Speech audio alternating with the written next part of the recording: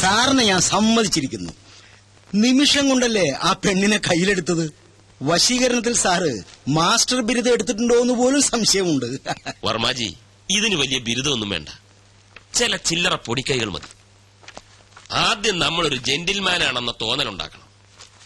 പിന്നെ അവരുടെ സൗന്ദര്യത്തെ ഒന്ന് പുകഴ്ത്തി പറയണം. മൂന്നാമതായിട്ട് കുറച്ച് ചില്ലറ എറിയണം. സംഗതി ക്ലീൻ. പക്ഷെ ഇതൊരു റെയർ കേസാ. ലൈഫിൽ ഒരുപാട് അംബിഷൻസ് ഉള്ള പെൺകുട്ടിയാണ് അഖില. വർമാജി നോക്കിക്കോ, ഞാൻ അഖിലെ ഐമാറ്റ് അഡ്വർടൈസിംഗ് കമ്പനിയുടെ അസറ്റാക്കി മാറ്റും. Oh, it's getting late.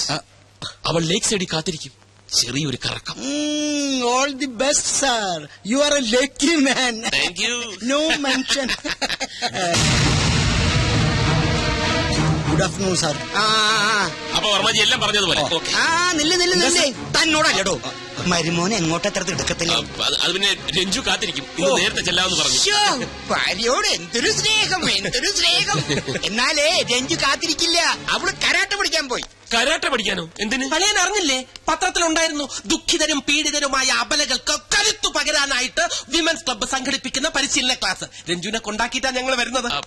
അവൾക്കെന്ത് ദുഃഖം, അവൾക്കെന്ത് പീഡനം? ദുഃഖിക്കുന്നത് ഞാനല്ലേ, അവളെ നിനക്ക് കിട്ടിച്ചു തന്നതിൽ. ഏതായാലും മരുമോനിരിക്കെ എനിക്ക് ചില കാര്യങ്ങൾ പറയാനുണ്ട്. ഇപ്പോഴോ? നാളെ പോരെ? വേറെ ചില അപ്പോയിന്റ്മെന്റ്സ് ഉണ്ടായിരുന്നു. ആ അപ്പോയിന്റ്മെന്റ് മാറ്റിവെക്കളിയാ. വല്ലിച്ചം വല്ലപ്പോഴും തരുന്ന അപ്പോയിന്റ്മെന്റ് അല്ലേ? ബാലു, നീ പരിധി വിടുന്നു. അളിയൻ പരിധിക്ക് പുറത്തു പോകാതെ ഇവിടെ എന്താണ് അമ്മാവ ഭാവി കാര്യം? അമ്മാവ, ഭാവി കാര്യം പറഞ്ഞു കൊടുക്ക. ഒരു 2 മണിക്കൂറെങ്കിലും മിനിമം വല്യച്ഛന് പറയേണ്ടി വരും. അളിയൻ ഇരിക്ക്. അത്യാവശ്യമായിട്ട് ചില കാര്യം. പ്ലാൻ ഒന്നും എനിക്കറിയില്ല, അതൊക്കെ മനു വന്നാലേ അറിയൂ. എന്നാലും ഞാനൊന്ന് ഗസ് ചെയ്തു. കാറിലൊരു നഗരപ്രദക്ഷിണം, ഏതെങ്കിലും സ്റ്റാർ ഹോട്ടലിൽ ഒരു ലഞ്ച്, പിന്നെ നമ്മുടെ ഫേവറേറ്റ് ചോക്കോബാർ. That's all. പോടി കുശുമ്പി. Okay, by. ഹലോ. ഇവിടെ കിച്ചു, ഇയാളെന്താ ഇവിടെ? Duty madam, duty. ഡ്യൂട്ടിയോ? ഇവിടെയോ? മനു എവിടെ? മനുവാ? മനു സാറെന്ന് വിളിക്ക്. ആ, ഇപ്പൊ സാറല്ലല്ലോ, ഫ്രണ്ട് അല്ലേ. കിച്ചു വേണ്ട, മനു എവിടെന്ന് പറ. മനു സാറ് അവിടെ ഡ്യൂട്ടിയില്ല. ഇവിടെ ഈ ബ്യൂട്ടിയുടെ ഡ്യൂട്ടിക്കായി എന്നെ പറഞ്ഞു. ഡ്യൂട്ടി? മനു സാറ് വരാൻ ഇത്തിരി വൈകും. അതുവരെ തനിക്കൊരു കമ്പനി കൊടുക്കാൻ എന്നെ പറഞ്ഞു വെച്ചിരിക്കുക. എന്റെ മൂഡ് കളഞ്ഞു. യോ, എവിടെ കളഞ്ഞു? ഞാൻ എടുത്തു തരാലോ. നോൺസെൻസ്.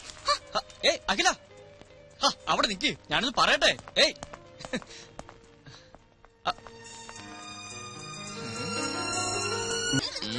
പിന്നെ പൊട്ടറ്റോ ചിപ്സ് 500, ഐസ്ക്രീം 1500 രൂപ, കുട്ടികള് 50 പേര്. അല്ല വേണ്ട, ഓവറാക്കണ്ട, 35 മതി. ഒരാൾക്ക് 100 രൂപയുടെ ചോക്ലേറ്റുകളാകുമ്പോൾ 3500. ആകെ മൊത്തം ടോട്ടൽ 9999. ലാഭം 9000 രൂപ. കൊള്ളാലോ. തൽക്കാലം ഇത്ര മതി. മനുഷ്യനെ ആർത്തി പാടില്ല. Sorry sorry sorry. വേണമെങ്കിൽ ഒരു 100 വട്ടം സോറി പറയാം. ഓഫീസിൽ ഒഴിവാക്കാൻ പറ്റാത്ത തിരക്കിലായിപ്പോയി. അതാ ഞാൻ കിച്ചുവിനെ അയച്ചത്. എന്നോട് പിണങ്ങല്ലേ? എനിക്ക് പിണക്കൊന്നുമില്ല. മനുവിന്റെ തിരക്ക് എനിക്കും അറിയാവുന്നതല്ലേ. സമയം കളയാൻ കിച്ചുവിന്റെ കമ്പനി നല്ലതാ. He's so funny. എന്താ? അല്ല, ഇവിടെ പറഞ്ഞതാ. അപ്പോ നാളെ എപ്പോഴാ കാണുക? എപ്പോ വേണേലും കാണാലോ. ഞാൻ ഫ്രീ ആണ്. സമയം ഫിക്സ് ചെയ്തോളൂ. നാളത്തെ മീറ്റിംഗിൽ ഞാൻ തന്നെ വരും, തീർച്ചയായും. കിച്ചുവിനെ അയക്കില്ല. ഓക്കെ. അയ്യോ, ഫോൺ വെക്കല്ലേ, ഞാൻ ഉറങ്ങാൻ പോവാ. അതിനു മുൻപ് ടെൽ മീ സംതിങ് സ്വീറ്റ്. ഇപ്പോഴോ? എന്റെ അടുത്ത് നീ എപ്പോഴും ഉണ്ടായിരുന്നെങ്കിൽ എന്ന് ഞാൻ ആശിച്ചു പോകുകയാണ്. I love you. നിനക്കെന്താ വട്ടുപിടിച്ചോ? വട്ടുപിടിച്ചത് എനിക്കല്ല, മനുവേട്ടനാ. ഈ പറഞ്ഞതാ ഫോണിൽ കൂടെ അപ്പുറത്ത് കേട്ട് കാണില്ലേ? കേക്കട്ടെ. പാതിരാത്രിയില്ല ഇവനൊക്കെ വിളിക്കാൻ കണ്ട നേരം. ആ മനുവേട്ട, ഒരു കാര്യം കേൾക്കണോ? ഇന്നിവിടെ അച്ഛനും ബാലുവേട്ടനും തമ്മിൽ പൊരിഞ്ഞ ഡിസ്കഷൻ ആയിരുന്നു. എന്ത് ഡിസ്കഷൻ? മനുവേട്ടന്റെ പോക്ക് ശരിയല്ലെന്നും ഒരു കടിഞ്ഞാണിടണമെന്നും ബാലുവേട്ടൻ. അച്ഛനല്ലേ ആള്. നീ എന്താ കേട്ടെന്ന് പറ. അങ്ങനെ കടിഞ്ഞാണിടണമെന്ന് തോന്നിയാ ആ നിമിഷം ചേട്ടനെ കമ്പനിന്ന് പുറത്താക്കുമെന്നും എന്നെ ആ സിംഗപ്പൂർ കൊന്തനെ കൊണ്ട് കെട്ടിക്കൊന്നും അച്ഛൻ. മനുവേട്ടൻ എന്തിനാ ചിരിക്കുന്നത്? നിന്നെ വേറെ കെട്ടിക്കാനോ? അത് ഓർക്കുമ്പോഴാ ചിരി. കമ്പനി പോണെങ്കി പോട്ടെ, പക്ഷെ നിന്നെ ഞാൻ വിട്ടുകൊടുക്കില്ല. ലൈറ്റ് അണക്കട്ടാ. എന്താ ഒരു കുഞ്ഞു പർച്ചേസ്. ഞാൻ ഇപ്പൊ വരാം. Just 5 minutes. അതൊക്കെ പിന്നെ പോരെ. ഞാൻ ഇപ്പൊ വരാന്നേ.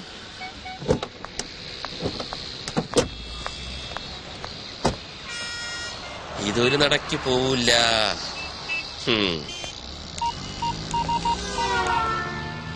ആ വർമാജി, ഞാൻ ഇത്തിരി ലേറ്റ് ആവും. ആ വെൽക്കം ഗ്രൂപ്പിന്റെ മീറ്റിംഗ് വർമാജി അറ്റൻഡ് ചെയ്താൽ മതി. ആ അവള് കൊണ്ട് കൂടെ ലേക്ക് സൈഡ് റിസോർട്ടിൽ ഒരു സ്യൂട്ട് റൂം ബുക്ക് ചെയ്തിട്ടുണ്ട്. Okay okay, thank you very much. ഒന്നും ഫൈനലൈസ് ചെയ്തിട്ടില്ല. അയ്യോ, ഇവിടെ പറഞ്ഞ വർമാജി, ഞാൻ പിന്നെ വിളിക്കാം. മനുവേട്ടാ, മനുവേട്ടൻ എന്താ ഇവിടെ? ഞാനൊരു ഷോപ്പിങ്ങിന് വന്നു. എന്ത് ഷോപ്പിംഗ്? എനിക്കല്ല, കിച്ചുവിന്. എന്നിട്ട് കിച്ചു എവിടെ? കിച്ചു അകത്തോട്ട് പോയി. ഞാൻ അങ്ങോട്ട് പോകാനായിട്ട് പോവായിരുന്നു. എന്നാ ഞങ്ങളും നടത്തി കുറച്ച് ഷോപ്പിംഗ്. ദേ മനുവേട്ടൻ ഒരു അടിപൊളി ഷർട്ട് വാങ്ങിയിട്ടുണ്ട്, കാണിക്കാം. അതൊക്കെ വിശദമായിട്ട് വീട്ടിൽ ചെന്നിട്ട് കാണാം. പൊയ്ക്കോ, ഭയങ്കര വെയില്. ഇന്നെങ്കിലും ഒന്ന് നേരത്തെ വരില്ല മനുവേട്ടാ? ഇന്ന് നേരത്തെ വരും. മനു, മനു വന്നേ.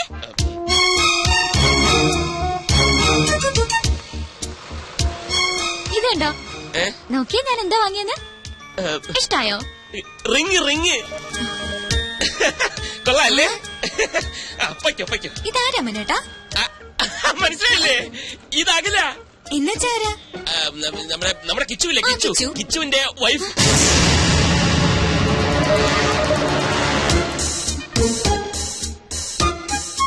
കിച്ചു എപ്പോഴാ കല്യാണം കഴിച്ചത്?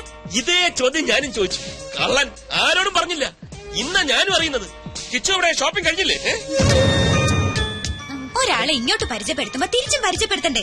ഈ മനുവേട്ടന്റെ ഒരു കാര്യം. ഇത് രഞ്ജു, ഇത് അഖില. അല്ല, ഇത് മതി, ഞാൻ പറഞ്ഞോളാം. അഖില, ഞാൻ രഞ്ജു, മനുവേട്ടന്റെ ഭാര്യ.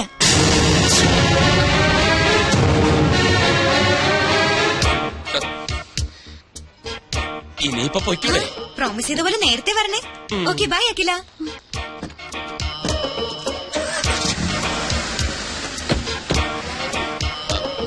അഖില, കള്ളനാ നിങ്ങൾ. പേരും കള്ളൻ, ചീറ്റ്. അഖില, ഞാൻ പറയുന്നൊന്ന് കേൾക്കൂ. എനിക്ക് കാണണ്ട ഇനി നിങ്ങള്.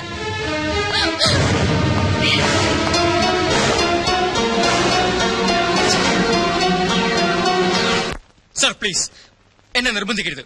സാറിന് വേണ്ടി എന്തിനു ഞാൻ കൂടെ നിന്നിട്ടുണ്ട്. പക്ഷെ ഇതെനിക്ക് വയ്യ. എന്തിനാണ് അഖില എന്റെ ഭാര്യയാണെന്ന് പറഞ്ഞത്? കിച്ചു, എന്റെ അവസ്ഥ നീ എന്താ മനസ്സിലാക്കാത്തത്? പെട്ടെന്ന് അങ്ങനെ ഒരു കണ്ടുമുട്ടലുണ്ടായപ്പം പിന്നെ ഞാൻ എന്താ പറയേണ്ടിയിരുന്നത്? അവൾ എന്റെ കാമുകിയാണെന്നോ? എന്റെ എല്ലാ കാര്യങ്ങളും അറിയാവുന്നവനായതുകൊണ്ടാ നിന്റെ പേര് ചേർത്ത് ഞാൻ പറഞ്ഞു പോയത്. പക്ഷെ സാർ, സത്യം എന്നായാലും പുറത്തു വരില്ലേ? രഞ്ജു ചേച്ചി എന്നെ പറ്റി എന്ത് വിചാരിക്കും?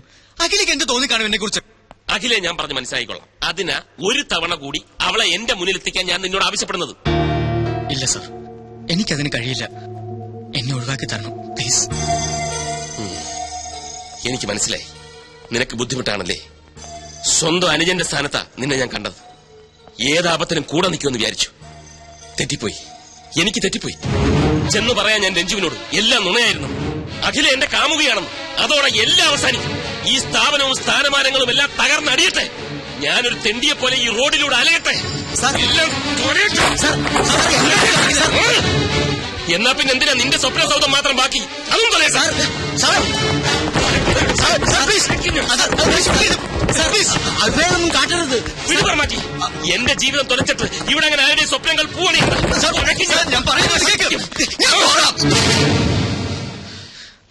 ഞാൻ പോകാം.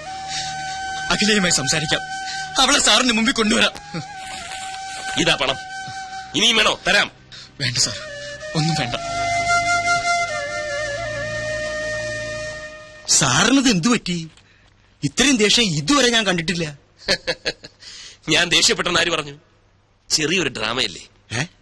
അഖിലയെ വീണ്ടും എന്റെ മുന്നിലെത്തിക്കാൻ കിച്ചുവിന് മാത്രമേ കഴിയൂ. അവൻ അതിൽ നിന്ന് ഒഴിഞ്ഞു മാറാൻ ശ്രമിച്ചപ്പോൾ അവന്റെ സ്വപ്നത്തിൽ തന്നെ കയറി പിടിച്ച ഒരു പെർഫോമൻസ്. എന്താ ബുദ്ധി! സമ്മതിച്ചിരിക്കുന്നു. വർമാജി, ഈ ലോകത്ത് സത്യം പറഞ്ഞാൽ ആരും വിശ്വസിക്കില്ല. ഒരു കള്ളം ഉറക്കെ പറഞ്ഞാൽ അപ്പ വിശ്വസിക്കും. Point is noted sir. വേണ്ട, എനിക്കൊന്നും കേൾക്കണ്ട. ആരും കാണും വേണ്ട. ചതിയനാ, വഞ്ചകനാ. പുറത്തൊരു മുഖവും ഉള്ളിൽ മറ്റൊരു മുഖവുമാണ് അയാൾക്ക്. നീ എന്റെ നല്ല ഫ്രണ്ട് ആണെന്നാ ഞാൻ കരുതിയത്. എല്ലാം അറിയാവുന്ന നിനക്കെങ്കിലും എന്നോട് പറയാമായിരുന്നു. അഖില പ്ലീസ്, എന്റെ അവസ്ഥ തനിക്ക് മനസ്സിലാവില്ല. എന്റെ മനസ്സ് വായിക്കാനും തനിക്ക് കഴിയില്ല. മനസ്സാർ ഇനി ആ പേര് കേൾക്കണ്ട എനിക്ക്. അഖില, ഞാൻ തന്റെ നല്ല ഫ്രണ്ട് തന്നെ ഇൻ എവറി സെൻസ്. ഞാൻ പറയുന്ന ഒന്ന് കേക്ക്. ഒരു തവണ കൂടി മനസ്സാറിനെ. അത് പറഞ്ഞില്ലേ? അഖില പ്ലീസ്. I am sorry. ഞാൻ പോകാം. കിച്ചോ, രക്തം വരുന്നു. സാരമില്ല. നിക്കോ. സോറി കിച്ചു, എനിക്കെന്നെ നിയന്ത്രിക്കാനായില്ല. അഖിലയുടെ ഫീലിങ്സ് എനിക്ക് മനസ്സിലാവും. തന്റെ സ്ഥാനത്ത് ഞാനാണെങ്കിലും ഇങ്ങനെയൊക്കെ ചെയ്യൂ. നമ്മളിലൊക്കെ ഓരോ കുറവുകളുണ്ടക്കില്ല. അത് നമ്മളറിയാതെ മറ്റു പലരെയും വേദനിപ്പിച്ചെന്നിരിക്കും. എനിക്ക് വേണ്ടി ഒരു തവണ, ഒരൊറ്റ തവണ താൻ മനസ്സാറിനെ കാണണം പ്ലീസ്. പിന്നെ തന്റെ മനസ്സ് പറയുന്നത് പോലെ താൻ തീരുമാനിച്ചു.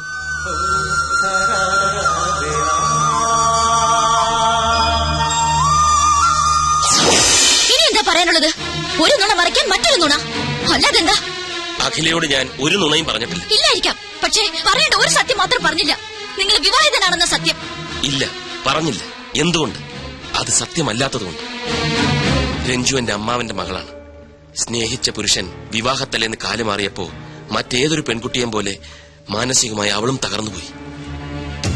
3 ദിവസം ബോധം നശിച്ച് ആശുപത്രിയിൽ കിടന്ന അവൾ ബോധം വന്നപ്പോൾ ആദ്യം മുന്നിൽ കണ്ടത് എന്നെയാണ്. സത്യത്തിൽ എന്റെ ദുരവസ്ഥ അവിടെ തുടങ്ങിയായിരുന്നു.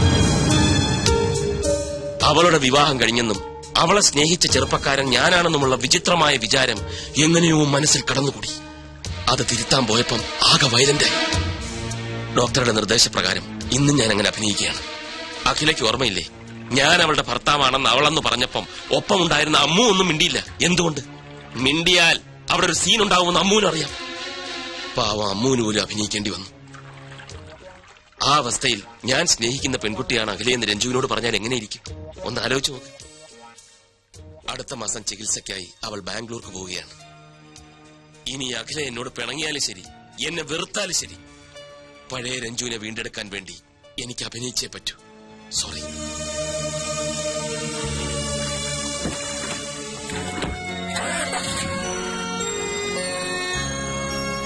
അഖില, നീ ടെൻഷൻ അടിക്കാതെ. നെല്ലും പതിരും ഞാൻ ഇപ്പൊ തിരിച്ചു തരാം. ആള് ബാംഗ്ലൂട്ട് പോയിട്ട് 10 മിനിറ്റ് കഴിഞ്ഞു. വരുന്നുണ്ട്. മൂട്. ഹായ്, അമ്മു അല്ലേ? അതെ, ഞാൻ ഡോക്ടർ ജയലക്ഷ്മിയുടെ കസിൻ ജോൾസിന. ഇതെന്റെ ഫ്രണ്ട്. അമ്മു എന്നെ ഒന്ന് ഹെൽപ്പ് ചെയ്യണം. ഞാനോ? എങ്ങനെ? ഞാൻ പറയാം. മനസാറിന്റെ കമ്പനിയില് ഞാനൊരു പോസ്റ്റിന് അപ്ലൈ ചെയ്തിട്ടുണ്ട്. അമ്മ ഒന്ന് മനസാറിനോട് റെക്കമെൻഡ് ചെയ്യും. അയ്യോ, ഞാൻ പറഞ്ഞാലൊന്നും മനോട്ടൻ കേക്കില്ല. ഓടിക്കുക തന്നെ. പിന്നെ ആര് പറഞ്ഞാ കേക്കും? രഞ്ജിച്ചെ കണ്ടാ മതി. അതാരാ? മനോട്ടന്റെ ഭാര്യ. ചേച്ചി പറഞ്ഞ മനോട്ടിനെ കേൾക്കാതിരിക്കാൻ പറ്റില്ല. ആ ചേച്ചിക്ക് എന്തോ അസുഖം. അസുഖോ? എന്താ അസുഖം? അല്ല, എന്തോ മെന്റൽ പ്രോബ്ലം. മൈ ഗാഡ്, നിങ്ങൾ എന്താ ഈ പറയുന്നേ? നിങ്ങൾക്ക് എവിടെ നിന്ന് ഈ ന്യൂസ് കിട്ടിയത്? മനോട്ടന്റെ ചെവിയിലെങ്ങനെ ഇതെത്തണം? അയ്യോ കുട്ടി, ആരാ പറഞ്ഞതെന്ന് ഓർമ്മയില്ല. പക്ഷേ എന്ത് പക്ഷേ? ആദ്യം മനോട്ടിനെ കുറിച്ചും കമ്പനിയെ കുറിച്ചും ശരിക്കും മനസ്സിലാക്കുക. എന്നിട്ട് മതി ജോലിക്ക് ചേരുന്നൊക്കെ.